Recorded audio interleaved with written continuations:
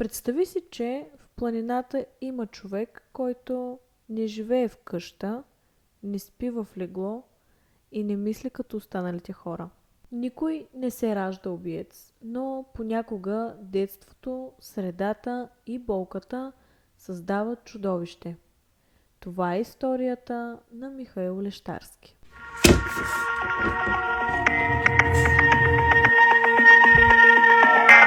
Михаил Лещарски е известен още като убиецът от пещерата и е един от най-мрачните персонажи в съвременната криминална история на България. Неговата биография е белязана от изключително тежко детство и десетилетия прекарани в затвора или в изолация от обществото. Детството на Лещарски е описано от разследващите като травмиращо и изпълнено с насилие. Роден е през 1959 г.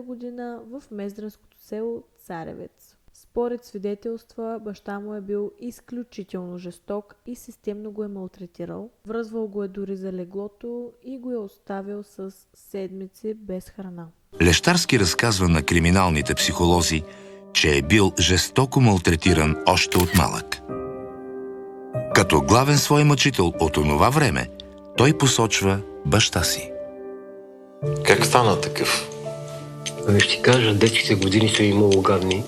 Никога не много мраз да си прикам за детските, сещам за детските години, ама баща ми някога ме възпитаваше много така, по времето на лагерите. Той на какво искаше да научи? Искал да го направи професор, не знам, доктор. Един син да бъде доктор, другия да бъде доктор. И как те учеше да станеш доктор? Състоянието. За своето поведение, за белите, които вършил и непокорството си, Михаил, по неговите думи, бил наказван изключително строго от баща си. Примерно, получил съм тройка или четвърка и трябва да ям бой. Другия ден да не. И как те наказваше за слаба оценка? С бой, винаги с бой. С ремък от колата. Освен за слаби оценки, той за каквото наказваше? Друго и как те наказваше? Аз бегах, ходех по още от бъничех си, по чукарите, по скалите, по дупките, завирах. Седирах нещо. Все някъде нещо, къде дупка да не съм възлал, беше кеп да влезна, да видя кой има вътре в нея. Мен си ма теглише да си хода из блакара. Мен е такъв живот, да гледам крави, да паса коне. Нещо не ми отдърва. Я не съм се родил да паса коне и да паса крави. Ти си волно. Аз съм се родил да вода и да правя бели. Твърди, че ако направил пакост, баща му го връзвал за москвича си и го теглял из двора. С ремък от двигател го биел до синьо. Връзвал го е с верига. И тогава му раздав си шинджир. За кревата една паница ми служи, така че да не мога да окачи паницата. Втория ден му вързал дих на училище, мина се една седмица, я избегах от нас. И тогава му раздав пак за... Само, че не шинджира не мина през да бъде дали закачена, му вързал за това. И разкачих леглото и побегнах заедно с таблата. Синджира и таблата на гушите. Твърди се, че е бил тормозен и от майка си и тази семейна динамика изгражда у него страхотна ненавист към жените. Майка ти какво правиш тогава? Нито един път ме не защити.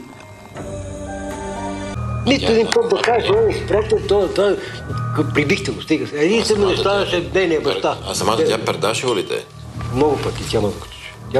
Тя един път ме приви за един часовник. Този часовник, то не беше златен ме брат, че обикновен часовник ракета, къде струва 15 лева на магазина. Ти какво си го направил? Развали го да го видя, какви съм участие. Любопитен, искам да видя кой има вътре, какво цъка, какво... Всъщност, де-факто, доколкото разбирам от твоето семейство, ти поне си бил най-малкия. Я бех изтърсек. И си го отнасял... Нося го яко, здраво. Кой, къде мине, се мене маливоса. От брат ти, баща ти и майка ти, кой те тормозеше най-много? Интересна истината, майка ми най-много ме тормозеше. Тя правеше така, че да ям бой. Как го правеше? Езика, тя кокросаше баща ми. Баща ми не беше толкова човек. Той мога всичко да... Добре, излиза, че той те е бил повече, но смяташ, че тя виновна, защото тя го е карала. Тя правеше на нещата. Едно от най-тежките му престъпления, заради което той е прекарал 12 години от живота си в затвора, е именно изнасилването на неговата майка, което по-късно той отрича пред медиите. Заради тях съм на това държа в момента. Ако ще Ще не веря точно да Така ли, че си намерил начин да я накажеш? Какво сте ме наказал? Наказал сте ме. През 1981 година Лещарски е осъден на 18 години затвор за това, че е изнасилил собствената си майка. Животът на Лещарски главно преминава между килията и природата. Повече от 27 години от живота му преминават зад решетките.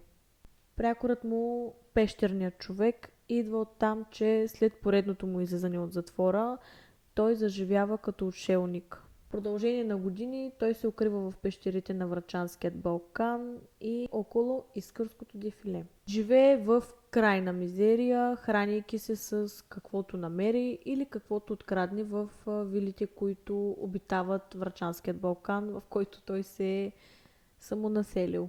Познавал е планината толкова добре, че полицията едва успява да проследи неговите следи. Интересното е, че имал много присъди за грабежи, влизане с взлом и така нататък, а баща му е имал хранителен магазин, от който е получавал добри доходи, т.е. той не е крадял от нужда. Ще ви разкажа превратната точка, която превръща Лещарски от обикновен убиец в един от най-зловещите и издирвани престъпници в България. Това е престъпление, което шокира разследващите не само с жестокостта си, а и с ритуалните елементи. Едноетажна къща, състояща се от предверие, коридорче, кухня и стая. По средата на източната стена на кухнята се намери еднокрилен затворен прозорец с счупени стъкла, където е затварящото устройство. Върху леглото се намери лежащ по гръб труп на лице от женски пол, на видима възраст около 60 години. От левата страна на главата върху лявото рамо се намери брошура "Останете в Божията любов". На челото среднино има кръстообразна прорезна рана с гладки ръбове и остри ъгли. Очите са затворени. Лявата млечна жлеза липсва. На дървения под леглото се намери метален предмет с вид на шпакла. Върху металната част на предмета се намери лявата млечна жлеза, отрязана и обърната с вътрешността нагоре. Лещарски и нанася множество удари, след което я задушава. А действията му след нейната смърт втрещяват разследващите. Той отрязва едната й гърда и изрязва с нож кръст в областта на гърдите й. Пред полицията Лещарски обяснява, че кръстът е бил, за да може душата й да отиде с мир при Бог. Отрязването на гърдата е било за наказание, защото тя му е чела морал.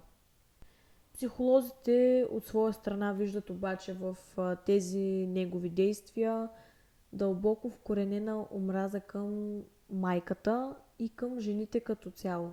Първоначално разследването зацикля. Тялото е намерено дни по-късно, а следите в планината са много оскъдни.